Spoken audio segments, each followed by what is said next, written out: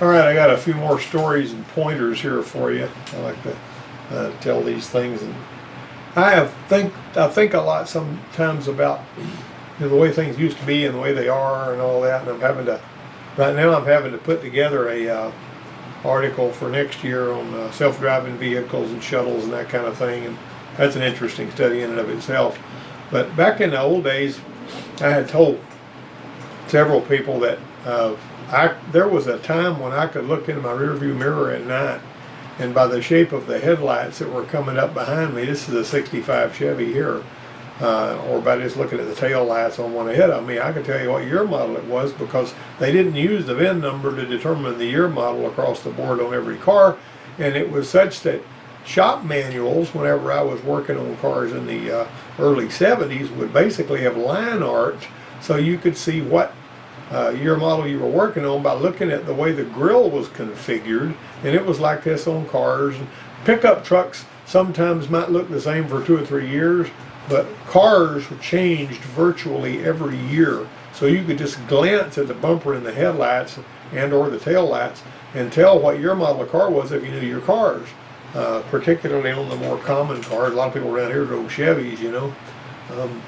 And it was easier, you know, typically, unless you were somebody that was really into Dodges and Chryslers, you know, you could tell those too, you know, Plymouth, Dodge, Chrysler, those, you could look at those and tell if it was a 69 or 70 or 71 or 72, but it's looking at it. Well, about 1976, well, 77 is when the Chevy Caprice and Impala started looking the same for years. I mean, they didn't change it for a long time. And, I mean, they made, as a matter of fact, from 77 until about 1990, there were some changes, minor changes that took place, you know, as far as the grill, but the general shape of the car from a 77 Chevy into about a 90 or 91 model, let's see, no, about a 90 model, 91 and 92 went to that rounded looking Caprice thing and all that. But on some of your modern websites, like this one here, on the pickup trucks back, see, now these right here, everything is newer than an 80 model is gonna, and some of the 80 models didn't actually have an A for the 10th digit. You remember the serial numbers, they use the 10th digit to determine your model, and they didn't use I, O, Q, U, or Z. And so if you looked at the 10th digit, you could tell what year model it was if you had those things memorized. P's 93, V's 97, you know, this kind of thing. And I basically had a little, remember they didn't use I, O, Q, U, or Z because those tended to look like other numbers when you wrote them down, I guess. And furthermore, whenever you went into 2010, after 2010, they went 1, 2, 3, 4, 5, well, excuse me, after 2000, they went 1, 2, 3, 4, 5, 6, 7, 8, 9, and then 2010 started with A again. And so that's how that worked. And so a lot of these you could identify, you know, with the VIN number, but they went ahead and put you pictures of the grills, and they give little windows in there of what, like for example, this was 97 to, 87 to 91. And then this one here was basically 92 to 96. And now see, there were some differences here. These are almost exactly the same. That was a 78 with them square headlights and all. And that was a 74 and 75. This one right here is 76. And see, there were little differences. They could look at those and tell. And anybody that's really familiar with all that, some of you guys might be even just glance at it, usually tell you, you know, this one here has got a fairly broad range of how long they look like that. This was me in an 80 model. This is the first year that Ford made a pickup truck that had that shape to it. When the first time I saw those, after having seen the you know, like a 79 model, you remember what they looked like. I didn't really like those when I saw them on the lot. Well, in 1996, we bought this one. It had a straight 6 in it. It came from Ohio or somewhere up there. The guy that owned a shop over here in a town nearby had one of these for sale, and you know, I needed a pickup truck, I felt like, because at the time I had an old 70 model pickup I had bought from somebody. I wanted to upgrade that one a little bit, so it seemed to me like I paid $2,600 for this one, but it was in really good shape, only had 68,000 miles on it. But that was deceptive because I drove it until I got the 07 model I got now, and I sold it to my uncle, and he flew here from Fort Worth and was driving it back. I says, Louis, That's a long way out there. I don't know if you ought to be driving this 80 model truck out there, because I mean, I hadn't had any trouble with it, but I'm sort of spooked about you driving it 1,000 miles. You know? And sure enough, whenever he was on the way out there, it blew a head gasket, and he had to stop and put water in it about every 100 miles. But when he got out there, he says, well, I'll just have this guy around the corner do it. And so he went around there, and they wanted like $1,200 to put a head gasket on it. I put him in touch with a guy up in Sanger, Texas, a guy I happen to know up there, and he went up there and the guy did it for $750. But that truck wound up in New Mexico. I think his sister-in-law wanted it or something. But anyway, that was a pretty good old truck. I drove it for a pretty good while, and you know, I drove it from like '96 to 2009, I believe it was, when I bought that '07 model I got now. Now this right here was a situation where I was working on this little Ranger. It was beating me up because it didn't have any spark, and that was one of those kind that had the old, you know, the separate ignition module. It was like a '95 model, and that funky little thing was. I had to hook my scope up. I got a good pattern there from the crank sensor, but everything else was good. And I knew the module wasn't the problem because I had one of those I used to test with. And I fought with that thing and couldn't figure it out. And I was scratching my head about it, you know, because when you got everything you need, but you still don't have spark, and as far as you can tell, all the parts are good, what are you going to do? Well, this shop foreman came walking into the shop, and he says that this guy parked his motor home about 2 or 3 weeks ago, and it was running just fine, and this was in the springtime. And he says, and so we went back to get in it, and it wouldn't start. And I said, well, he's probably got ants in the relays, you know. And this is the ants. Ants love relays and electrical stuff. They get in relays on your pump out there at your well and all kinds of things, and get those regulator points. Anyway, this one here was well, you can see and hear all of those ants that are clustered around there. I actually popped the cover off that relay so I could take a picture of it. Well, the one on that motorhome had crushed one little tiny ant. When I got to the motorhome, I switched on the key. I didn't hear the fuel pump. And I went out there and you know, I felt of the relays, and I said, okay, that's the fuel pump relay right there. And so when I pulled the fuel pump relay out and put a different relay in it I had brought with me, it fired up. You know, it's just real quick. You can swap a relay and get one to start, more power to you. Well, I popped these relays had a little hole in this base down here where ants could climb up in there, and that little teeny tiny ant killed that motorhome. Well, when we got back to the shop over there, I was sitting there looking at that Ranger, and I said, you know, I think what I'm going to do, and I don't even remember why I decided to do this, but I saw that, you know, the inductive pickup wave when I checked it with my scope. But I said, I think I'm just going to run an overlay, cut the wires at the crank sensor and at the engine controller, and I ran, not the engine controller. They didn't go to the engine controller, they went to the ignition module. It was the EDIS system, because, you know, like for 1 year, Rangers had EDIS on them, you know, and that EDIS was a little module that, you know, had about 10 wires going to it. Anyway, that EDIS module would send us ignition, you know, profile ignition pickup signal to the engine controller for the fuel injector operation, that kind of thing. And so I went ahead and got that EDIS module, cut the wires from the crank sensor to that, and, you know, making sure that your gray and your blue, you know, you got the pins right. Because if you know, gray to gray and blue to blue, if you swap those around, if you might wire them up backwards, or if you switch them around backwards in pins 21 and 22 in one of those 104 pin controllers, that thing will never, it'll start out showing RPM on your scan tool and then it'll go 0 and you'll never get any spark. Well, I went ahead, this one, the wires weren't transposed, but I cut that out and I twisted some wires together using a drill, and I, you know, soldered those in there and just threw them across the top of the engine to see if it's going to work. Hooked them up to that EDIS module, fired up. So there was something going on with that wire, those wires. I don't know what that was, but I just ran an overlay and wrapped it into foil tape and all that, you know, to prevent that. Some of those Explorers, when in '91, when they first come out with that inductive crank sensor, they had the crank sensor wires running too close to the battery terminal.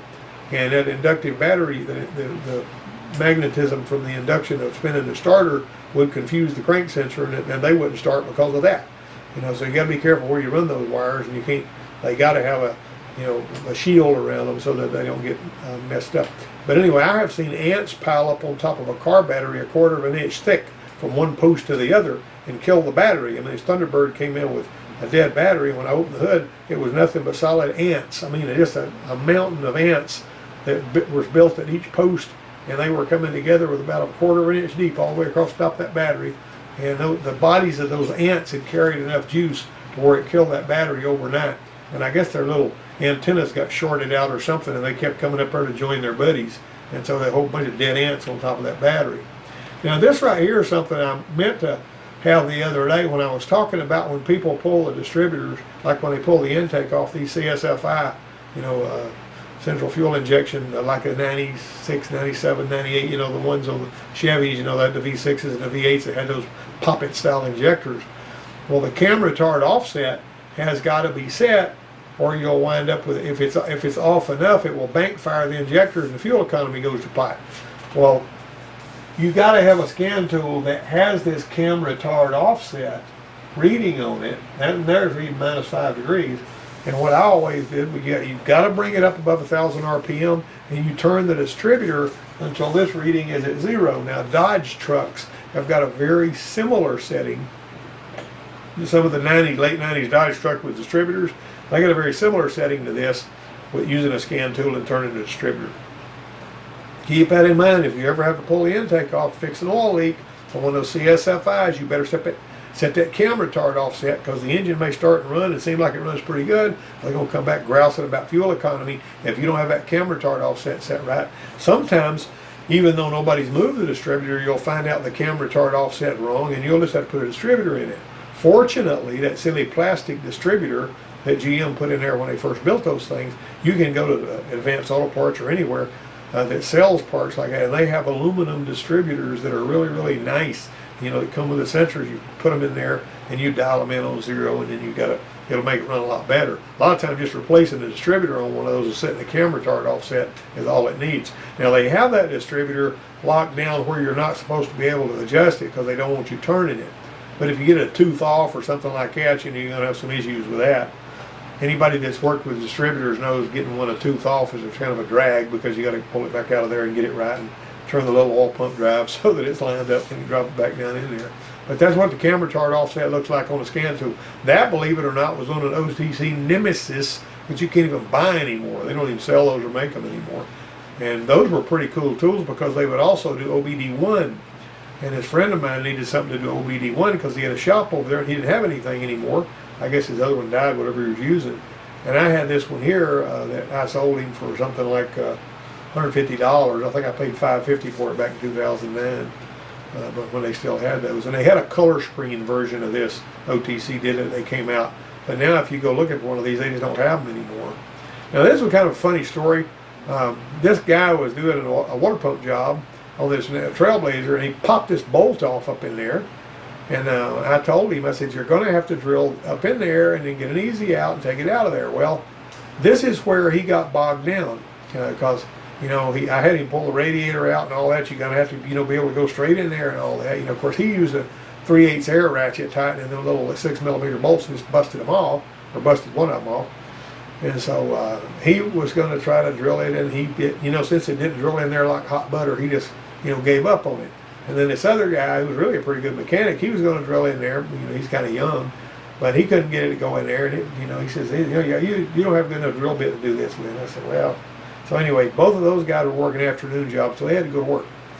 And so they went to work, and I sat down there and I just took my time. If you use an air drill and you spin it too fast, you're going to heat the bolt up, and it's going to get the drill bit loses its temper, the bolt gains some temper, and you get to where you're not cutting anything. So I used a Makita electric drill, like you plug into the wall, and I got in there and I put a lot of pressure on that drill bit, and I just turned it real steady, and I drilled up in there, which is all they needed to do really, but they were expecting it, they were expecting instant gratification and seeing that drill bit just go right up in there.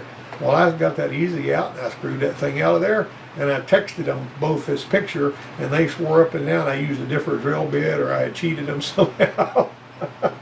But anyway, it just takes a little bit. And I heard about a dealership somewhere around here that my wife was telling me about, that she knew this guy, that whenever the mechanics at the dealership, and I don't know what dealership it was, broke a bolt, they would call this guy, and he would go to the dealership, and for a fee he would drill out bolts that they broke off.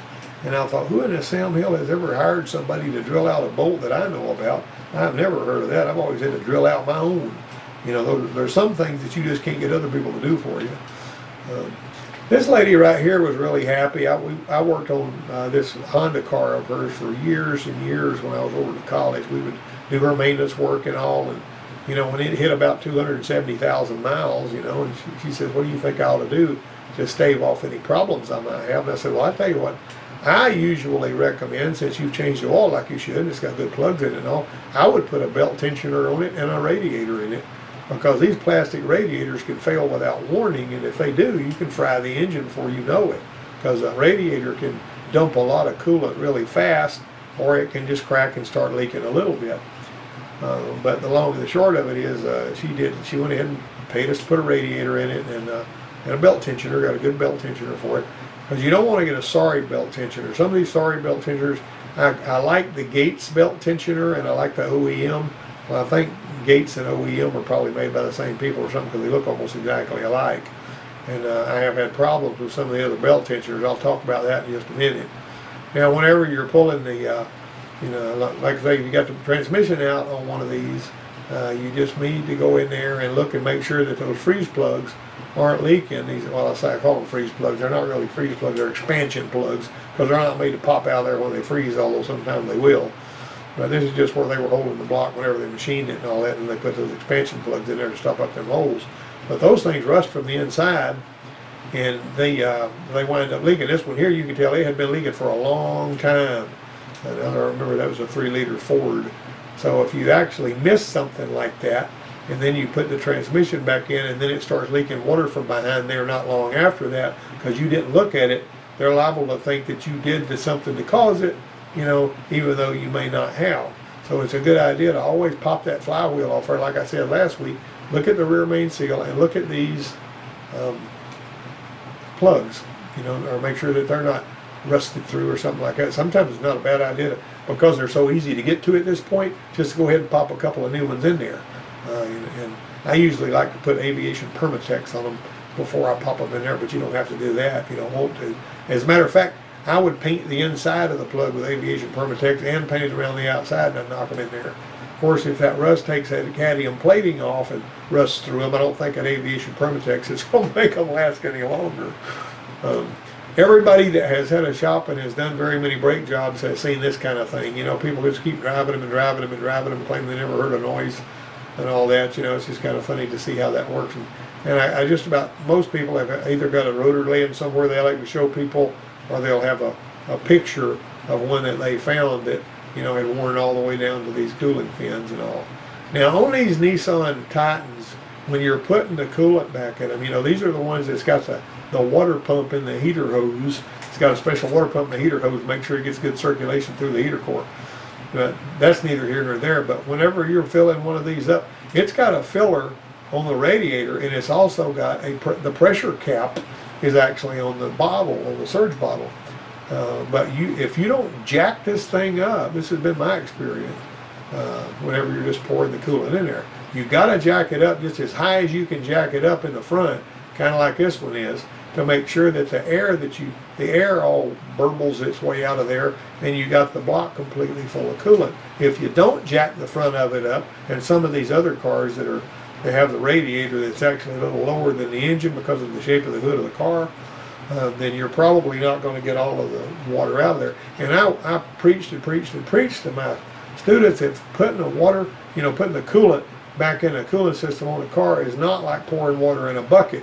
You got to keep working with that thing. You got to make sure you've burped all the air out of there, and you got to keep looking and adding coolant. You got to make sure if it's got an electric fan that it kicks off and on about 4 times, and you'll be watching. I used to use the wireless vehicle interface, and I'd put it on that Ease wireless vehicle interface. I put it on the big screen in big yellow numbers, and I would watch that thing, and I would watch when the thermostat opened. I would watch whenever the fan kicked off and on. You can tell when the thermostat opens if you know what you're looking at.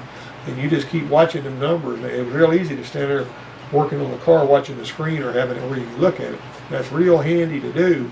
And that's one of the things that the biggest mistake that people make that aren't used to filling cooling systems, particularly on the older cars, now the new ones aren't quite so bad, is if the thermostat is in the top radiator hose, it'll usually have a little air vent built into the thermostat. But you still got to keep working with them things and make sure you got them cool, because you'll overheat one like that, and I've known of people doing it.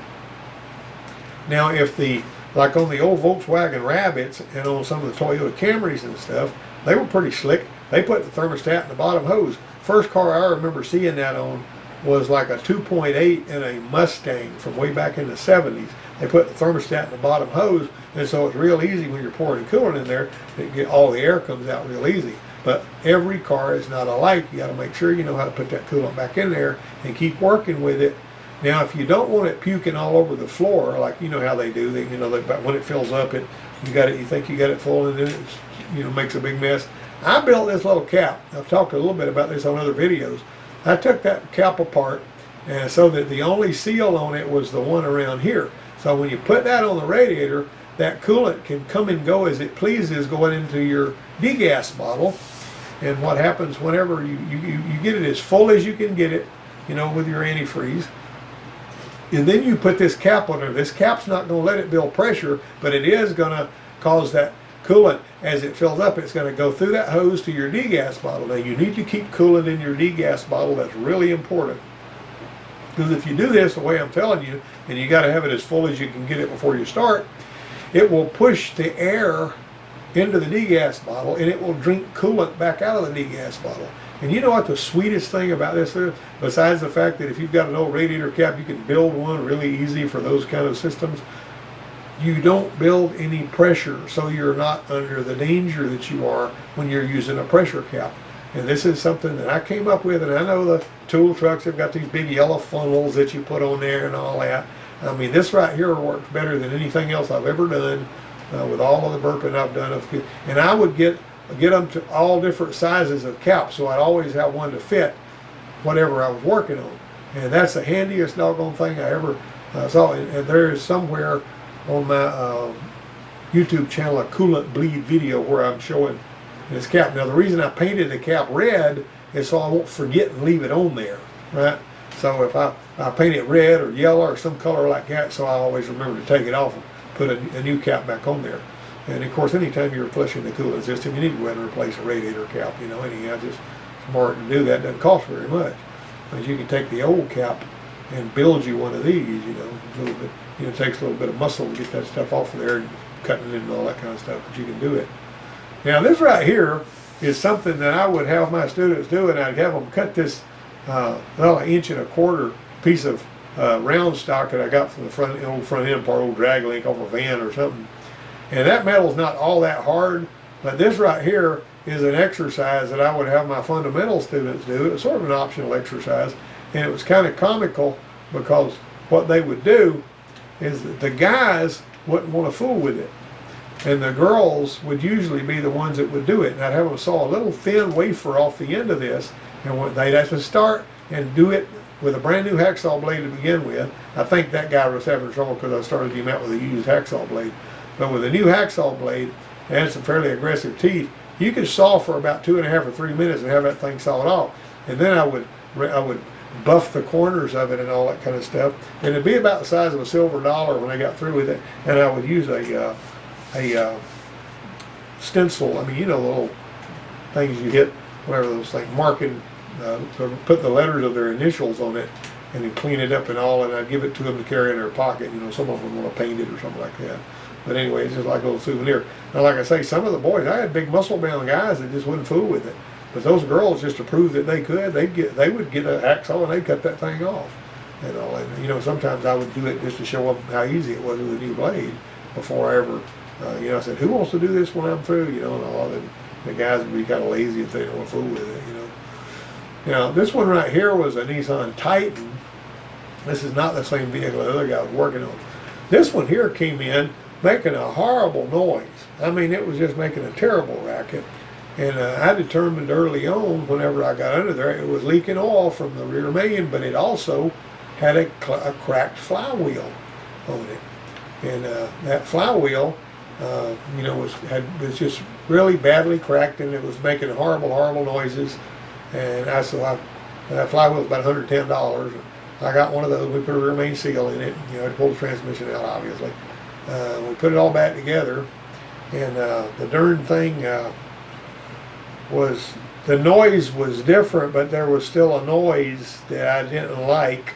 It was, you know, and it would come on it. It would happen after you started it. When you initially started it, it wouldn't make much noise, but then it would start making more and more and more noise. And so what I found was that the oil pan had a lot of sludge in it, and the screen was plugged up. Well, the noise that the flywheel was making had masked the other noise, and we had done all that work. And I just basically told her on this Titan, I said, you're going to have an engine.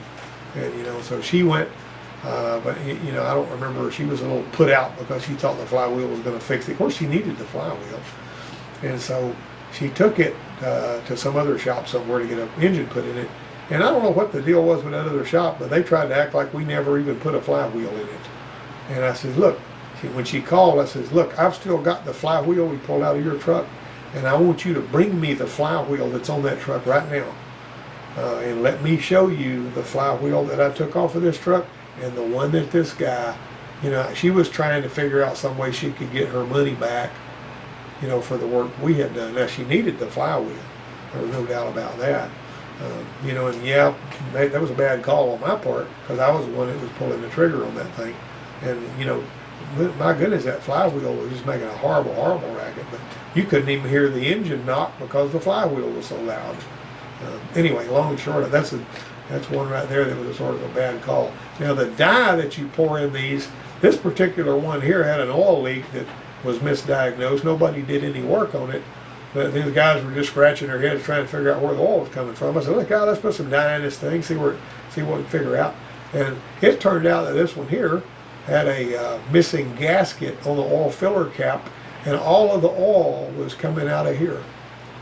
And it was just running down the back of the engine. You know, they were thinking it was valve cover and oil pan or whatever. You know, it's a lot of good ideas. Clean that up. Some people, what we used to do sometimes is take Dr. Scholl's foot powder and spray it all over the place where the oil is leaking, and you'll see where it's leaking. But this dye works really well, and this dye pinpointed that cap. On this same week, I saw this same problem of an oil leak around the oil filler cap on a Toyota Camry, I think it was. And so that was very unusual to find that. But if you can surgically repair something, people are a lot happier with you in the long run than if you're out there, you know, just saying, well, I'm going to swap this out, and I'm going to pull that off, and I'm going to do this. And then you change a whole bunch of stuff they didn't need, you know, before you realize that, my goodness, this was a really simple fix, you know. This right here was a worksheet that I gave these guys. I would go out there and I'd say, dig 10 bolts out of my junk bolt bin. They'd dig them out. I said, no two of them needs to be the same size, and they'd lay them on the table. What I would do is I'd say, guess the wrench size and write it down here. Don't have any wrenches, don't measure anything, just guess it. Guess the wrench size, write it down. And then I'd have the thread pitch gauges, and I said, measure the thread pitch and the bolt size, and I have a bolt size in, you know, gauge. And I say, now I have this standard metric down here at the bottom. And I say, all right, now then, find out what the actual wrench size was and write this down over here. So there was 10 of them, so they had to score higher than a certain percentage, or they had to do this worksheet over and over again. But I was basically trying to teach them about wrench sizes and how they could just glance at a bolt and typically tell what kind of wrench size it was. That's a kind of a difficult thing to teach, you know. And some people have more trouble guessing bolt sizes than others. But you know, if you're used to working on the same vehicle over and over again, you know that bolt's a 10 millimeter, that was an 18, that was a 15, and all that. But if you're looking at one that you hadn't looked at before, one of the things I used to tell my students is German cars will usually have a 13 millimeter, and domestic cars will have a 13 with an 8 millimeter bolt. But Asian cars will have a 12 millimeter on an 8 millimeter bolt. And Asian cars typically have finer threads too. Now, metric thread is measured from one thread to the next. You know, the pitch, how many millimeters in between. All right, now on standard threads, it's how many threads there are in an inch is typically how they're measured, you know. So just, you know, this words to the wise like that. But you can actually get to where if you're used to looking at bolts, you can look at them and tell. I was working, I think I told this story before, but I was working at a gas station with this guy that was a really good mechanic that I had a lot of respect for. And we had this bolt that we pulled out of Mercury, Capri. It was an old Capri's that they made back in the 70s. And I said, he said, well, I don't have any metric bolts. We've lost one of these bell housing bolts. So we took it to my dad's shop. He had a Volkswagen shop over there. And my dad looked at it and said, that's the 3HUS standard. That's not a metric bolt. And I was thinking, my goodness, why the guy that owned the gas station and that was a helicopter mechanic should have been able to work on that stuff too. But anyway, I figured if my dad can look at a bolt and tell what size it is, I ought to be able to do that. So I taught my students to do it every chance I got. I'd say, look at this, give me thread pitch. You know, they had to be really close. You know, give me, you know, look at the thread pitch, 1.5, 1 millimeter, you know, 1.25, whatever, you know. This right here is a sort of a disaster. You know, whenever the students were taking this apart for something else, we come back in here and we find out that they've destroyed these threads right here. You gotta love that. So now you're gonna have to replace this joint, you know. Brilliant. But, you know, there's just no way you can fix that safely. And, you know, you just gotta basically tell the customer, you know, we gotta put a ball joint on here too, you know, but we got some threads messed up out here. You know, if they want to be aggravating about it, they might say, well, those threads weren't messed up before you worked on it. Sometimes I would, if we had some threads that were messed up on the starting threads, I would take another castle nut and flip it over and use it for a thread chaser. I've done that kind of thing. It works pretty good usually. Now, you know, I built these jumper cables out of some 880 volt cabling that they were using to wire up the heliport when I was working in Texas. I built a pair like this for me, and I built a pair for my dad. And I have seen these things start cars. I've seen people with good-looking jumper cables out there trying to get a car started. And I got these jumper cables out of the back, and you got to put them up on my shoulder because they weigh about 40 pounds. And I hook them things up, and they'll fire it right up. Diesel tractors the same way. If you got a good strong battery in these heavy-duty jumper cables, them jumper cables make all the difference in the world. And I've actually had people snort and say that's not going to make any difference, but when you hook them up and it starts the car, when they're really nice, expensive-looking jumper cables weren't doing the job, it's sort of an eye-opener. I built a pair like this for my dad to use down there with his sawmill, and somebody stole them. And I loaned some out that I had built for the shop down in Sabine Pass when I was working down there, and some knothead come through there wanting to borrow them.